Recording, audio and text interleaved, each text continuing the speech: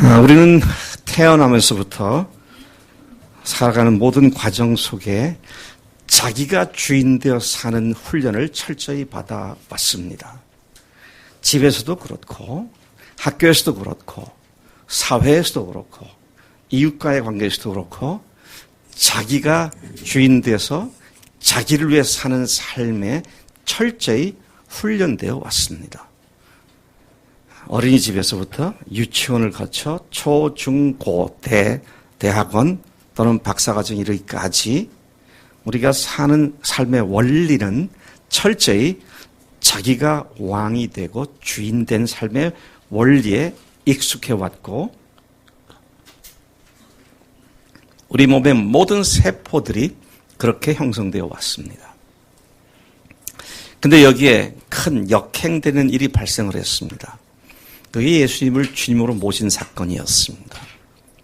자기가 주인 되어서 살던 삶을 청산하고 회개하고 그 예수님을 나의 주님으로 모셔드린 사건은 내 인생을 바꾸는 사건이었고 내 삶을 이끌어가는 주체가 더 이상 내가 아니라 하나님이시며 주님이시라고 고백을 한 것이 바로 그리스도인들의 삶입니다. 우리는 가만히 있으면 지금까지 익숙해왔던 자기가 주인 되어 자기를 위해 사는 삶이 그냥 자연스럽게 이루어지게 되어 있습니다. 영적으로 깨어있지 않으면 그렇게 망하는 길로 다시 갈 수밖에 없다라는 것이죠. 아무리 덩치가 1m 52m 되는 거대한 물고기를 하더라도 제일 큰 물고기가 민물고기가 뭐가 있나요? 스터전이라고 하는 그 철갑 상어인가요? 2, 3m 정도 자라니까 민물고기 중엔 제일 크지 않을까 그런 생각도 해봅니다. 메기든지 대형 민물고기들이 많이 있죠. 근데 그 고기들이 죽어 있으면 그냥 물에 휩쓸려 떠내려가게 돼 있어요. 근데 살아있는 고기는 심지어 나야가라 폭포도 거슬러 뛰어 올라갑니다. 살아있는 생명은 아무리 거대한 대세를 거스를 수 없는 거대한 물결이라 하더라도 능히 헤쳐 올라갈 수 있는 그런 힘이 있다는 것이죠. 그래서 심지어 송사리도 그렇게 할 수 있습니다. 문제는 살아있느냐 아니면 죽어있느냐가 대세를 거슬러 하나님의 원리대로 사느냐 못 사느냐를 결정하는 것이지 얼마나 그 사람이 의지가 강하고 결심이 굳고 얼마나 철저하게 자기 관리를 하냐 그것은 아무런 의미가 없습니다. 여러분 우리가 성경을 통해서 보거나 주변에 있는 많은 사람들을 볼 때 시작은 어마어마한 출발을 했는데 그리고 과정도 중간도 대단한 능력을 발휘하면서 사는 그런 사람들을 많이 보는데 끝에 가서 망하는 사람들을 또한 자주 만나게 됩니다. 처음에는 괜찮았는데 나중에 가서는 망한 인생. 그 대표적인 한 인물이 히스기야라고 말할 수 있습니다. 저는 구약에서 여러 역대 왕들을 하는 이야기를 읽을 때마다 우리가 읽었던 열왕기상, 열왕기하, 역대상, 역대하 그래서 여러 왕들, 북왕조 이스라엘의 왕들과 남왕조 유다 왕조의 왕들에 관한 이야기가 나올 때마다 그 한 왕의 이야기가 시작될 때에 또는 끝날 때 꼭 하나님의 평가가 나오죠. 히스기야는 하나님 보시기에 선을 행했더라. 하나님 앞에서 완전했더라. 므낫세는 악했으며 백성들을 악에 빠지게 만드는 자였더라. 이런 식으로 각 왕들에 대한 평가가 나옵니다. 근데 히스기야에 대한 평가는 참 놀라운 평가입니다. 그 어떤 왕에 못지않게 하나님께서 긍정적으로 평가를 해 주셨어요. 근데 끝에 가서는 그 어떤 왕 못지 않게 비극으로 끝나는 것을 보게 됩니다.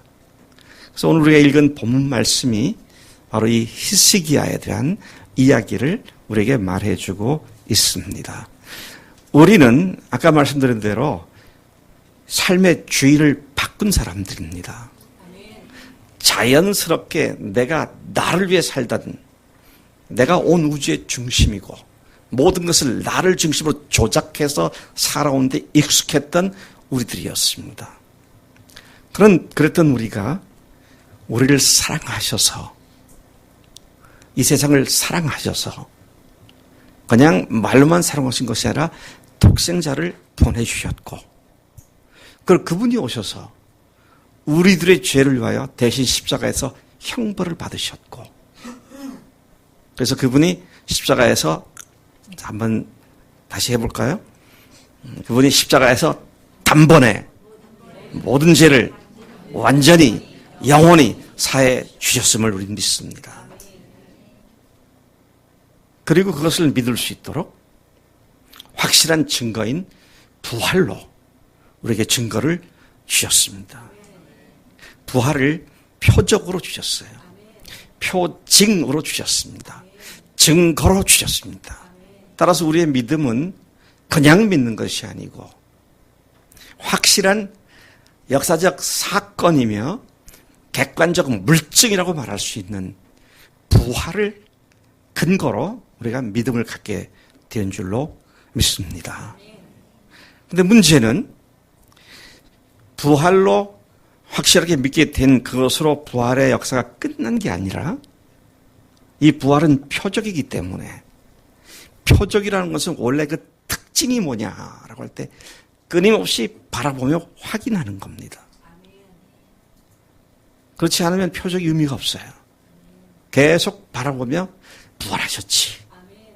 나를 위해 죽으시고 부활하신 그분이 하나님이시지. 부활하셨기 때문에 내가 주인이 아니야. 그리고 다시 주 앞에 엎드리게 만드는 이런 기능이, 이런 속성이 믿음의 증표가 갖는 속성이다라는 사실을 우리가 주목하게 됩니다. 여러분, 우리는 믿음의 근거 없이 그냥 믿는 사람들이 아니라 하나님께서 그 어떤 것하고도 비교가 되지 않는 어마어마한 확실한 증거를 주셨기 때문에 그 증거를 보고, 아, 그분이 하나님이셨구나. 하나님이신 그분이 십자가에 달리셨구나. 그렇기 때문에 우리 죄가 그분의 보혈로 모든 죄가 완전히 영원히 다 해결됐구나. 우리는 그렇게 믿고 살아가는 사람들인 것입니다. 여러분, 예수님을 주인으로 모신 뒤에, 사실 예수님을 주인으로 모시는 것은 한순간의 일입니다. 그건 믿는 그 순간에 이루어진 일입니다. 근데 정말 주님 앞에 늘 순종하고 굴복하며 사는 것은 평생 동안 되어진 일입니다. 그래서 사도 바울도 주인을 바꾼 자신의 상태에 대해서 이야기하기를, 우리 잘 아는 암송하는 암송 구절, 갈라디아서 2장 20절에 보니까 내가 그리스도와 함께 십자가에 못 박혔나니, 그러니까 내가 죽었다는 얘기 아닙니까? 이제는 내가 산 것이 아니라 오직 내 안에 그리스도께서 사신 것이라. 이제 내가 육체 가운데 사는 것은 나를 사랑하사 나를 위하여 자기 자신을 버리신 하나님의 아들을 믿는 믿음 안에서 사는 것이다. 이게 주인 바꾼 삶을 내가 산다. 옛날 나는 이제 그리스도와 함께 죽었기 때문에 이제는 그분이 나의 주인 돼서 사는 삶이다. 그렇게 고백을 한 것이죠. 따라서 이제 우리는 매일 매순간 우리 삶의 현장에서 주님이 뭐라고 말씀하신지를 귀를 기울이고 그 주님께서 하신 말씀에 순종하며 사는 것이 마땅한 주인 바꾼 사람들의 삶인 줄로 믿습니다. 참, 이거 오너십, 이 주인 된다는 말이 참 무서워요. 제가 이번에 마닐라에 갔을 때 그 신학교가 한 2,400평의 캠퍼스 부지를 드디어 샀더라고요. 근데 거기를 가보자고 그래서 갔습니다. 그랬더니 아주 2,400평이 아주 반듯한 굴곡도 없는 평지, 굉장히 평지가 되다 보니까 넓어 보이더라고요. 근데 거기에 과수들이 많이 있는데, 그래서 거기 과수를 관리하는 분이 아직 있었어요. 땅은 학교 땅이지만 실제로 지금 농작물을 관리하는 분은 거기 따로 있었어요. 근데 갔는데 보니까 보지 못했던 요만한 과일들이 누렇게 익은 것들이 주렁주렁 달려 있어요. 저도 못 보던 과일이라서 관심이 많았죠. 저건 무슨 맛일까? 맛이 있을까 없을까? 이름을 가르쳤는데 이름도 까먹었어요. 처음 들어와가지고요. 그래서 당연히 그 학장이, 선교사 학장이 그걸 좀 달라 그러면 주겠구나 그런 생각을 했습니다. 근데 가만 보니까 이 학장도 달란 말을 잘 못하더라고요. 왜? 그것에 대한 컨트롤을 할 수 있는 권한이 그 일하는 분에게 있기 때문에. 땅은 내 땅이지만 근데 이 농사를 하라고 관리를 맡겼으니까 이제 그런 걸 보면서 지금 이것이 내가 마음대로 할 수 있는 것인가 없는 것인가가 땅 주인이지 아니냐 관계없이 실제 현재 누가 파워 투 컨트롤할 세력을 갖고 있느냐, 권한을 갖고 있느냐, 이게 참 작은 것 같지만 굉장히 중요한 문제구나 그런 생각을 했어요. 물론 후에 그 과일을 얻어왔습니다. 먹어봤어요. 되게 맛없습니다. 그런데 여러분, 하찮은 과일까지도 누군가 그걸 관리하는 사람이 있고 주인이 있잖아요. 근데 우리 인생을 그동안 내가 관리를 했잖아요. 내가 주인 돼서. 근데 한번 다시 물어보십시다. 여러분의 인생을 여러분들이 마음대로 컨트롤 하고요. 주장을 했는데 여러분들이 5분 후에 일을 아십니까? 1시간 후에 일을 아십니까? 안다 한들 그것들을 제대로 통제할 수 있고 그것을 마음대로 조작할 수 있는 힘이 있으세요? 우리는 알 수 없고 할 수 없는 그런 존재입니다. 그런데도 어려서부터 너무도 철저히 내가 주인된 삶을 배워왔기 때문에 아까도 그 말씀드린 세포와 구석구석 뼛속까지 자기가 주인된 삶이 당연한 것으로 생각하기 때문에 그것을 제대로 주님으로 모셨다고 하더라도 잘 되지 않는 이런 모습들을 우리는 너무도 절실히 느끼게 됐다. 우리는 사실을 분명히 직면하지 않을 수가 없습니다. 자신의 독생자, 외아들을 희생시키신 엄청난 사랑으로 그 어떤 것과도 비교할 수 없는 또 설명할 수 없는 거대한 사랑으로 우리를 사랑하신 사랑하신 것을 큰 기쁨과 감사함으로 받은 우리로 말미암아 너무도 귀한 것을 주셨는데 사람들이 잘 안 받아요. 근데 그걸 감사함으로 받는 사람을 주님께서 너무도 기뻐하시는 거죠. 얼마나 기뻐하시느냐? 구약의 표현을 잠깐 빌리자면 스바냐 3장 18절에서 우리가 복음 찬송에도 이 찬송을 종종 부른다마는 너의 하나님 여호와가 너의 가운데 계시니 그는 구원을 베푸실 전능자이시라. 그가 너로 말미암아 기쁨을 이기지 못하시며 너를 잠잠히 사랑하시며 너로 말미암아 즐거이 부르며 기뻐하시리라 하리라. 여러분, 하나님께서 아들의 생명을 대가로 지불하시면서 우리를 구원해 주신 십자가와 부활의 표적을 주셨는데 그것을 아멘 감사합니다. 하나님이 이렇게 사랑해 주다니요 라고 받아들이는 사람에 대한 하나님의 기쁨은 그 기쁨을 이길 수 없을 만큼 큰 것이다. 그렇게 말씀하잖아요. 우리 교회 이름이 뭡니까? 주님의 기쁨 교회가요. 주님이 기뻐하실 많은 일, 어떤 교회도 흉내 없은 굉장한 일을 하기 때문에 기쁜 것이 아니라 하나님이 이미 우리 존재 자체 때문에 기쁨을 이기지 못하시고 우리를 향해서 기뻐하신 줄로 믿습니다. 그 하나님의 사랑을 사랑으로 알고 받았기 때문에 이것이 하나님께서 우리가 받은 어마어마한 복이다 하는 것이죠. 그런데요, 다시 돌아갑니다. 그분이 주님으로 내 마음속에 모셔들으셨다면 이제는 그 주님께 집중해서 그분이 하시는 말씀 토시 하나라도 빠뜨리지 않고 잘 귀담아 듣고 그 말씀대로 순종하게 될 때 우리의 삶이 얼마나 영광스럽고 복되고 풍요로운 삶 가운데 들어갈지를 성경은 거듭거듭 우리에게 약속해 주고 있는 것을 보게 됩니다. 우리는 언제 어떤 상황 속에서도 우리가 최선을 다해서 집중해야 할 것은 하나님을 목숨 걸고 사랑하는 일인 줄로 믿습니다. 우리 이번 여분 수양회 때 하나님께서 우리를 향해서 가지신 두 가지 계명 할 때 목숨 다해 하나님 사랑하라는 것과 목숨 다해 이웃 사랑을 하고 하는 이 말씀을 다시 기억하게 됩니다. 마태복음 22장에서 율법사의 질문을 받은 주님께서 대답하시기를 뭐라고 했습니까? 예수께서 이르시되 내 마음을 다하고 목숨을 다하고 뜻을 다하여 주 너의 하나님을 사랑하라 하셨으니 이것이 크고 첫째 되는 계명이요. 근데 이렇게 하려면 가장 먼저 우선되어야 할 것은 무슨 말씀을 하시는지 귀를 기울이고 알아들어야 그렇게 할 수 있잖아요. 주님께서 무슨 말씀하시는지, 지금 나에게 무엇을 하라고 말씀하시는지 알아들어야 순종하든 순종하지 않든 그 다음에 얘기가 되는 거죠. 그래서 여러분, 우리가 정말 주님을 기쁘시게 하는 주님 마음에 합한 사람이 되려면 주님께 초점 맞추는 것 밖에는 다른 방법이 없다라는 것입니다.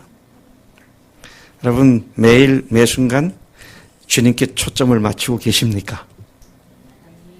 더더구나 어렵고 힘든 일이 발생했을 때 또는 사람들과 관계에 알력과 갈등이 생겼을 때 뭘 쳐다보세요? 주님 쳐다보세요? 그 갈등을 야기시킨 그 사람을 바라보세요? 다시 말씀드리지만 사람을 집중하면 거기서 나타나는 얻게 되는 결과는 뭐냐? 미움과 심지어는 저주하는 마음과 살인하는 마음까지도 그런 것들이 생겨나지 그 사람을 집중하면 해결될 게 아무것도 없어요. 근데 그때 누굴 바라봐요? 주님을 바라볼 때, 부활의 표적을 바라볼 때 주님이신데 내가 이렇게 뭐하고 있어? 그러면서 다시 주님 앞에 초점을 맞추게 되는. 이제 다음 달이면 다음 달이구나. 우리 강선일 형제가 또 큰 일을 하나 해 치울 겁니다. 근데 그 과정에 같이 일을 하는데 뭐 잘 안 되고 또 마음에 안 맞고 그러면 그 마음 안 맞는 사람한테 속상하잖아요. 속상하지 마세요. 그 사람 가지고 속상해 봐야 그 큰 일을 치는데 아무 도움도 안 돼요. 그럴 때 주님 바라보고 이럴 때 주님께서 주님이신 것을 드러내 주세요. 부활의 주님께서 이 일에도 함께 해주실 수 믿습니다. 그럴 때 주님께서 나도 알지 못하는 신기한 능력으로 상대방을 감싸 안을 수 있는 넉넉한 마음도 주시고요. 근데 어려움을 주는 사람을 계속 생각하고 나면 다시는 저 사람하고 일하고 싶지 않다. 뭐 이렇게 되어버리고 말죠. 그래서 여러분, 어떤 사람이나 어떤 사건이나 어떤 것이라더라도 그것을 쳐다보면 해결책이 없습니다. 근데 그 상황에서 부활하신 주님을 바라보고 부활의 정표, 부활의 표적을 바라보게 되면 그분이 하나님이시지, 그분이 내 주님이시지. 주님, 제가 잠깐 헷갈렸네요. 주님이십니다.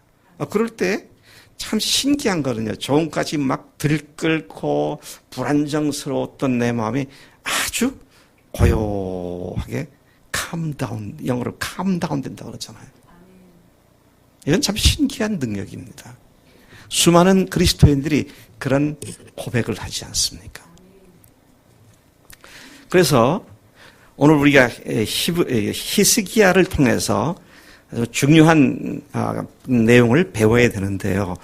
아까 말씀드린 대로 히스기야에서 우리가 배우게 되는 건 시작은 하나님께 전폭적으로 의지했는데 끝에 가서는 하나님의 영광을 가로채는, 하나님의 영광을 가로채서 자기가 하나님의 자리에 올라가는 죄가 무슨 죄죠? 누가 지은 죄예요, 그게요? 마귀가 지은 죄입니다. 와, 시작은 아주 경건했는데 끝에는 자기가 주인 돼가지고 하나님께서 돌려드려야 할 영광을 자기가 갈아채는 이런 잘못을 범한 한 대표적인 구약의 인물이 히스기야다라는 것이죠. 그래서 저는 오늘 이 시간에 여러분과 함께 왜 히스기야가 어떤 출발을 했는데 왜 중간에 그렇게 헷갈렸고 그리고 끝에 가서 그렇게 됐는가. 자, 이것을 살펴보는 가운데 오늘 우리가 주님 앞에서 같은 잘못을 범하지 않는 하나님의 지혜와 명철과 또 그분의 인도하심을 우리가 배우는 복된 시간 되기를 간절히 축복합니다. 여러분, 히스기야에 대한 평가는 남왕조 유다 왕국의 제13대 왕으로서 주전 716년부터 687년까지 생존했던 인물이고 왕위에만 29년을 재위했던 왕입니다. 그리고 이 히스기야에 대한 역사가들의 평가는 남왕국 유다에서 두 번째로 선한 선군이었다. 그렇게 평가가 됩니다. 그의 대표적인 업적들로는 다음과 같은 것들이 있는데, 첫째는 우상 숭배를 척결하고 성전을 청결케 했습니다. 둘째, 성 안에 지하 터널 수로를 건설해서 바깥의 물을 성 안으로 끌어들이는 획기적인 사역을 했고, 오늘도 예루살렘 동남쪽을 향해 있는 다윗성에 가면 그 지하로 이 터널이 수백 미터 뚫려져 있어서 관광객들이 그 터널을 직접 들어갈 수 있고, 그 끝에는 실로암 연못이 있는 곳입니다. 그걸 이제 히스기야 왕이 건설을 했고요. 또 그는 유월절을 이스라엘 역사상 최대 명절로 만들어서 최대의 성대한 유월절을 거행한 인물로 평가되고 있습니다. 무려 14일 동안 남북 이스라엘 왕조와 유다 왕조 사람들이 함께 이렇게 유월절을 거행했고, 또 그는 아수르를 의지했습니다. 아수르는 당시의 최강국이죠. 근데 아수르를 의지한 이스라엘이 아수르에게 멸망당한 걸 보면서 그는 반아수르 정책, 곧 정치적 개혁 운동을 시행했던 왕으로 그렇게 평가가 됩니다.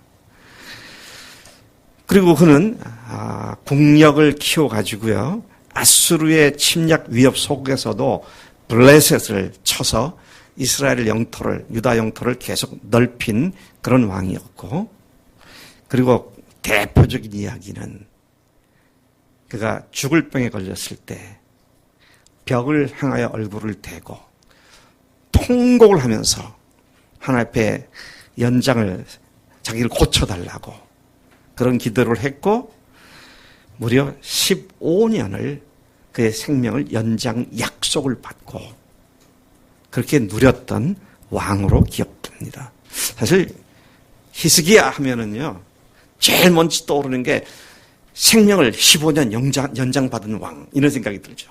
너무나 유명한 에피소드입니다. 여러분, 그가 하나님 앞에서 통곡하면서 기도했을 때에 15년을 연장받을 때 받은 약속이 두 가지가 있습니다. 첫째는 네가 3일 후에 벌떡 일어나서 성전에 들어가서 예배하게 될 것이다. 그리고 그 연장선상에서 15년을 더 살 것이다. 라고 하는 약속을 받았고요. 두 번째 약속은 네가 아수르나 주변 강국이 있지만 네가 승승장구해서 네 나라가 견고하게 될 것이다. 와, 그가 받은 약속이 바로 이러한 약속이었어요. 네가 15년을 더 살 거다. 그리고 네 나라가 강하게 될 거다. 그래서 아까 제가 한 6가지 쭉 말씀드렸잖아요. 그런 업적도 쌓고 이런 왕으로 그가 기록되게 된 모습을 여기서 보게 됩니다. 그래서 받은 약속이 그거지만 히스기야가 좀 사람이 똑똑했던 것 같아요. 똑똑했는지 아주 꼼꼼한 사람이었는지 잘 모르지만 그런 약속을 받았을 때 증표를 요구하는 걸 봅니다. 3일 후에 내가 성전에 들어가서 예배를 드릴 수 있게 될지 15년을 더 살게 될지 뭐 좀 표적을 보여달라고. 그 얘기를 들은 이사야가 하나님으로부터 말씀을 받고 그에게 하는 말이 자, 우리 선조왕 아하스 때 만든 해시계가 있지 않느냐. 그 해시계의 그림자가 10도 앞으로 가게 만들어줄까? 아니면 10도 뒤로 가게 만들어줄까? 이제 그런 질문을 하니까 이 히스기야가 앞으로 가는 거는 뭐 쉬운 일 같으니까 그건 안 두고 10도 뒤로 물러가게 해달라고. 실제로 그렇게 돼버렸어요.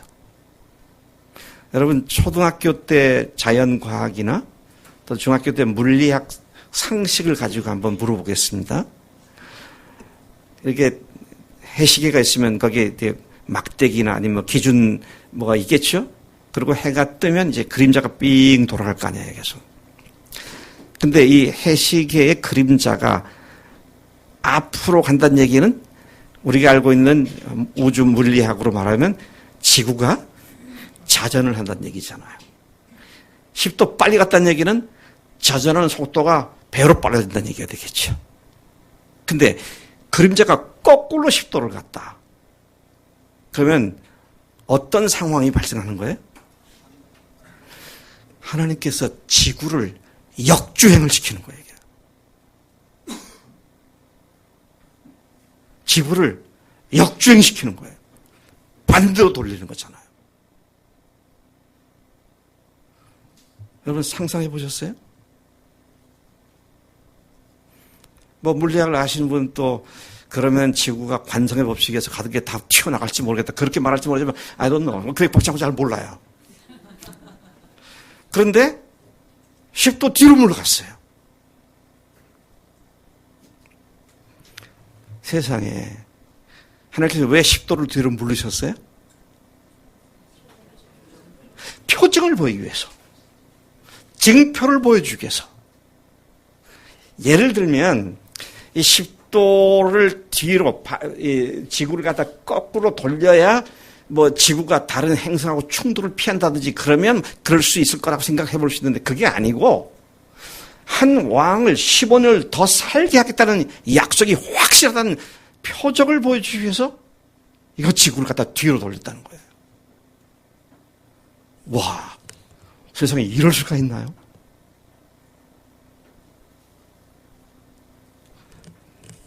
저도 엊그제 그 경험을 좀 했습니다.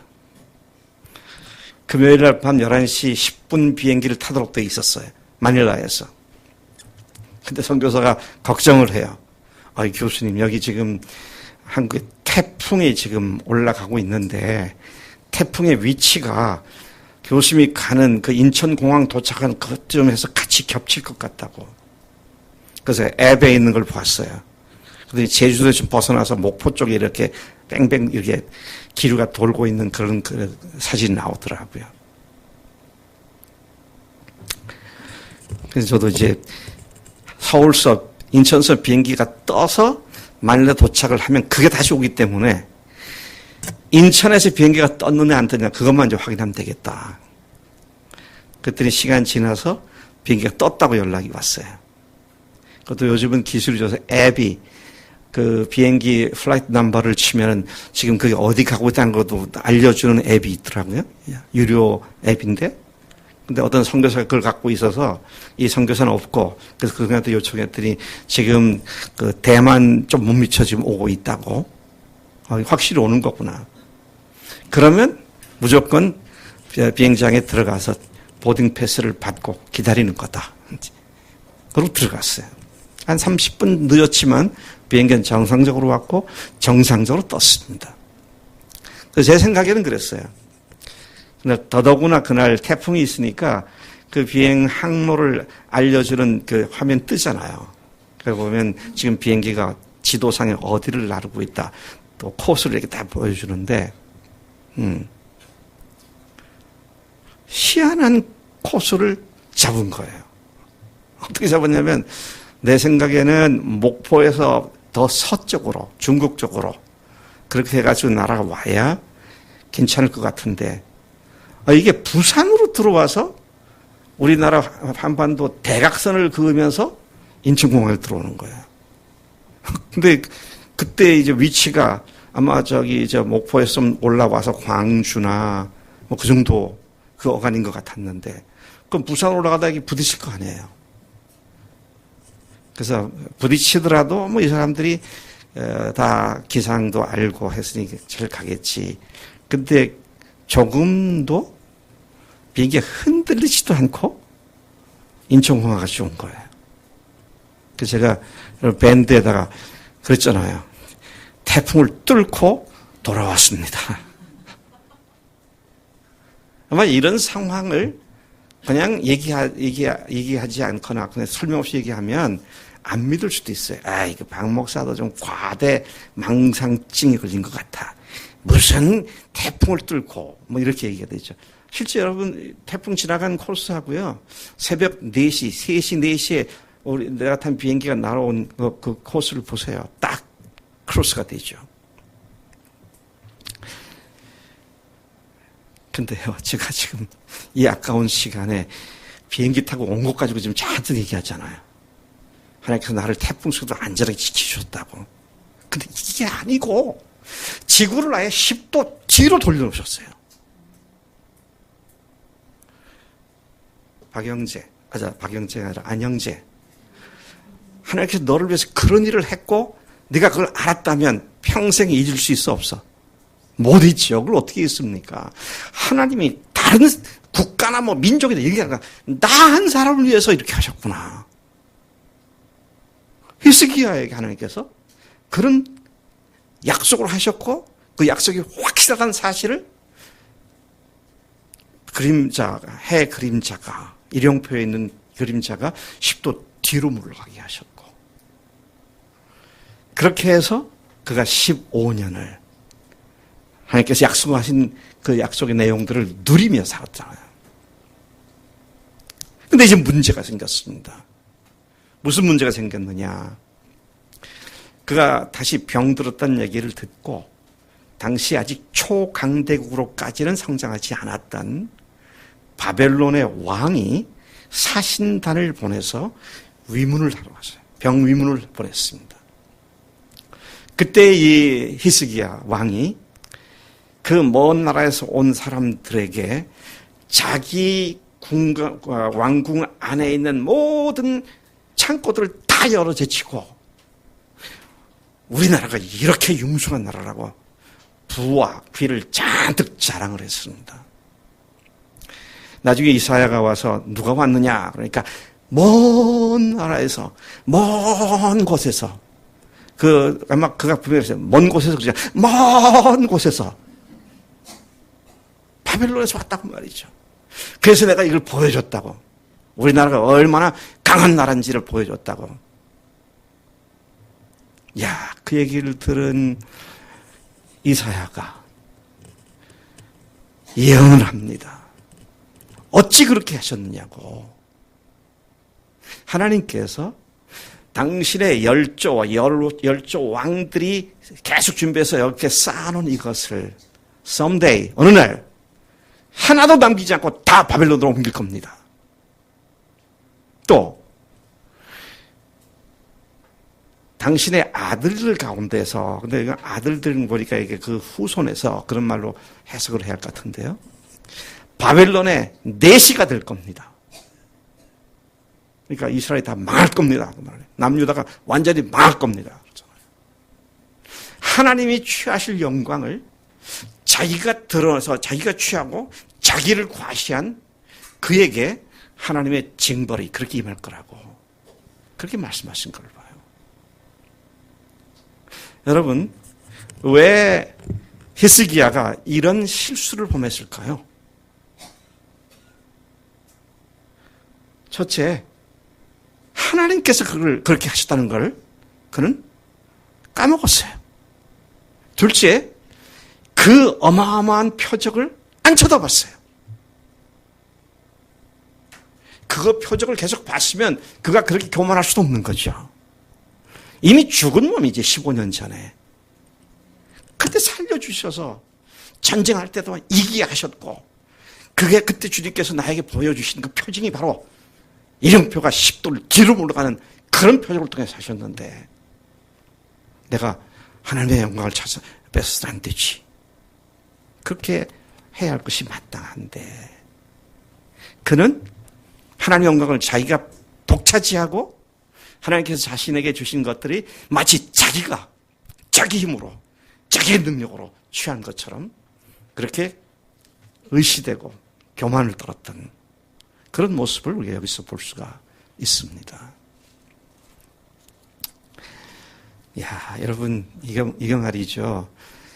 더 한심하고 더 심각한 것은요. 그가 그렇게 했다는 것도 중요하지만 더 심각한 건 아까 말씀드린 대로 이사야가 이 모든 보물들이 하나도 남김없이 전부 다 바벨론으로 옮겨질 거다. 그렇게 하고 또 네 후손들 중에서 자식들 중에서 환관이 되고 내시가 될 거다. 그런 말을 들었을 때에 15년 전 같았으면 벽을 향해서 통곡하면서 내가 잘못했다고 회개했어야 할 그 사람이었는데 15년 후에 이런 저주의 예언의 말씀을 들었던 그가 뭐라고 말합니까? I'm okay. 괜찮아요. 내 당대에 문제 없으면 괜찮아요. 이야, 어떻게 일국의 왕이 나라의 국군을 얘기하는 예언 앞에서 이렇게 말할 수 있냐고요. 그래서 우리가 뭘 보게 됩니까? 자기가 하나님의 자리에 올라간 사람들의 궁극적인 관심은 자기밖에 없는 겁니다. 나만 잘 살면 되고요. 나만 잘 먹으면 되고. 근데 여러분, 다른 사람도 아닌 왕으로서 히스기야가 이런 얘기를 들었을 때는 마땅히 회개하면서 하나님의 은혜를 구해야 되는데 이미 그의 마음은 굳어져 버렸고 기도할 생각도 하지 않았고 현재 내 당대 그런 일이 없으면 오케이, 괜찮습니다. 하나님의 말씀이 좋습니다. 이런 상태로 이런 나락으로 굴러 떨어져 버린 이런 모습을 봅니다. 그런데 제가 다시 이렇게 묵상을 해볼 때요. 지난 15년 동안 매 순간순간마다 자기가 구해서 하나님께서 응답해 주신 그 표징을 바라봤다면 15년 전에 죽었지 내가 4년 전에 죽었지 2년 전에 죽었지 지금 나는 덤으로 사는 사람인데 하나님께로만 영광 돌리겠다고 이런 삶이 마땅한 삶이 아니겠냐고 그렇죠.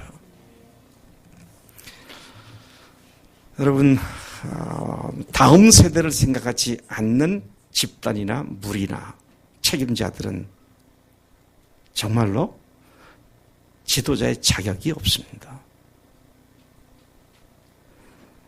여러분 우리의 자녀들 또 우리 뒤에 새로 믿게 될 하나님의 사람들이 이 부활의 표적을 붙잡고 주님이 주님 되신 것을 늘 상기하며 주 앞에 굴복하는 그런 삶이 연속적으로 지속적으로 이루어지도록 우리가 오늘 최선을 다해야 할 줄로 믿습니다.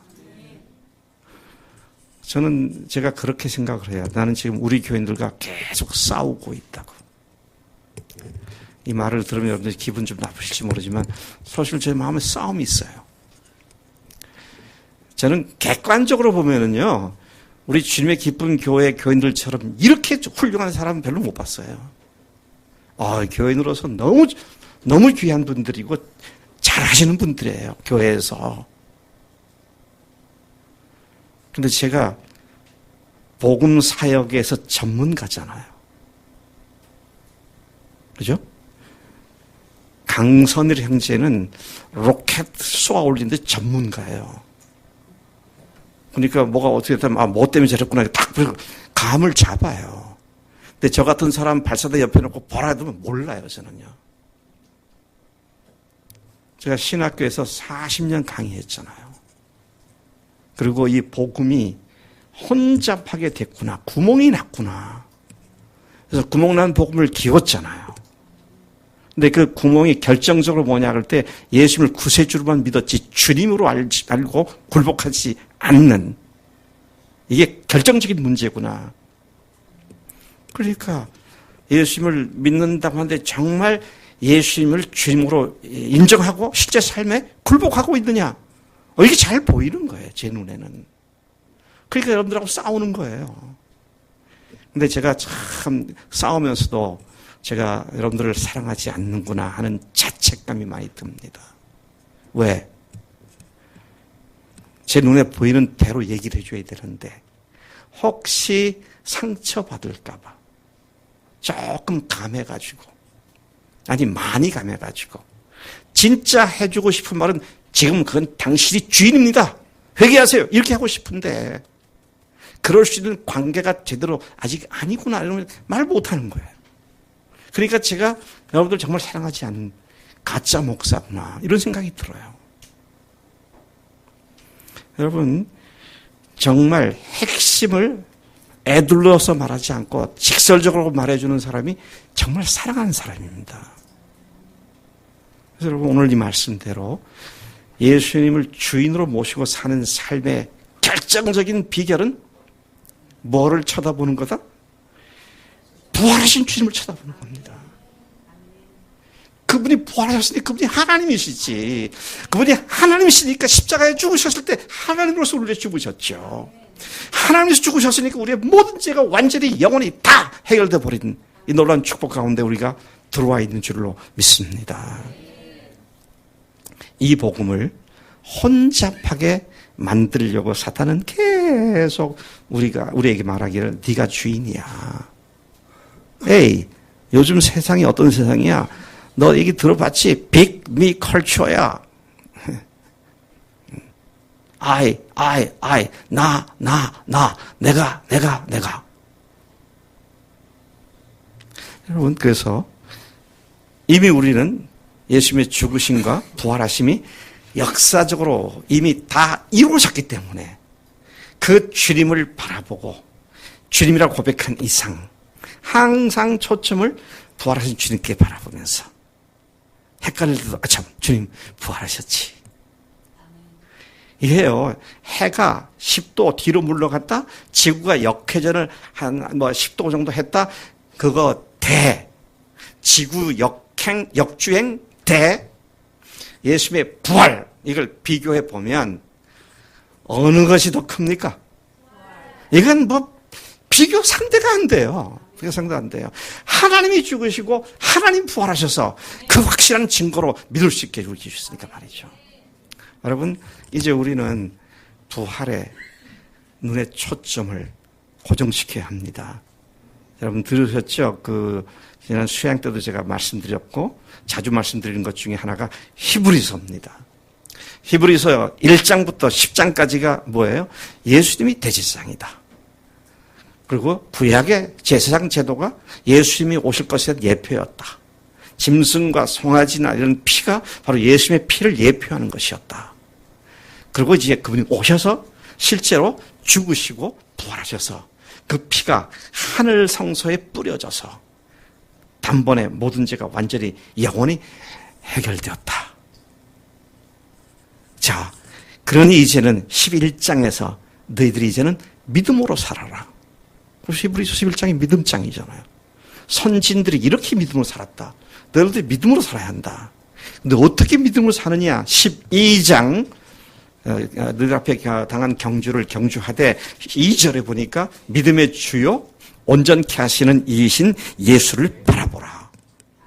그는 자기 앞에 있는 부끄러움을 개의치 않고 그러셨잖아요.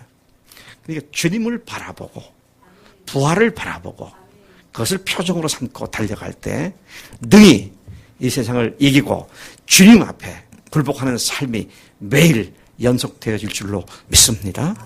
하나님 아버지 감사합니다. 이 아침에 히스기야의 실수를 통해서 우리에게 소중한 가르침 주신 것 감사합니다.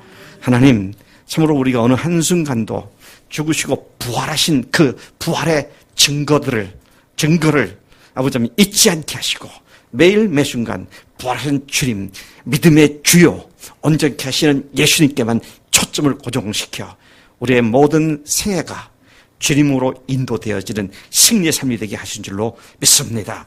주님 초점을 옮기지 않겠습니다. 부활에 고정시키겠습니다. 그 증표로 승리하는 삶을 살기를 선포합니다.